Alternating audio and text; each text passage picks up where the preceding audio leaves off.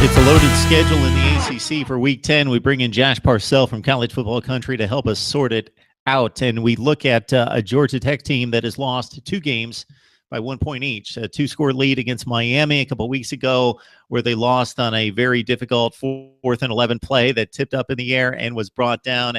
A lot of crazy things happened in that game. And then, of course, the Labor Day night game against Tennessee, in which they rushed for a zillion yards but still lost the game in the 40s. Clemson, of course, with a loss a couple weeks back against Syracuse, back on the field after a bye week. Clemson, Georgia Tech at night, Memorial Stadium at Clemson. So that's a very tough environment going into Death Valley in prime time. We've seen many really good teams go in there and not come out alive. So that's going to be the big challenge for Georgia Tech. But Georgia Tech, a 14-point underdog, I think this is a great spot for them. And the interesting number in this one is the Yellow Jackets are 6-0 against the spread this season. They're the only team this season that has covered in every single game that they've played. 6 wins, 0 losses, no pushes or anything like that.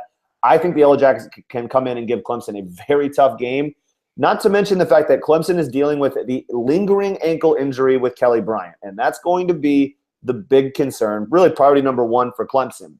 And if you watch Clemson early in the year, whether it was against Auburn or Virginia Tech or Louisville, any of the big games that they've played, Kelly Bryant's ability to run has really been Clemson's saving grace, not just as a scrambler, but designed runs. He did it in Blacksburg and really single-handedly beat the Hokies defense with his ability to run the football.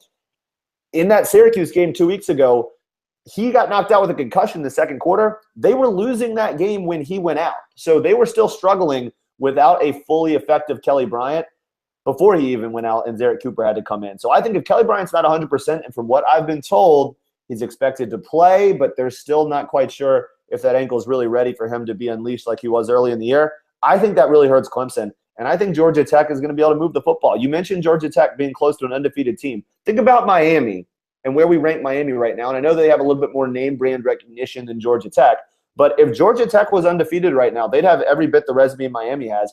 Miami's a top 10 team. Georgia Tech is this close to being ranked in the top 10 right now. They're 2 or 3 plays away from being a top 10 team. As a 14-point underdog, I love the value in trying to take Georgia Tech there. I would pick Clemson to win close, but I think Georgia Tech does cover a 14-point number.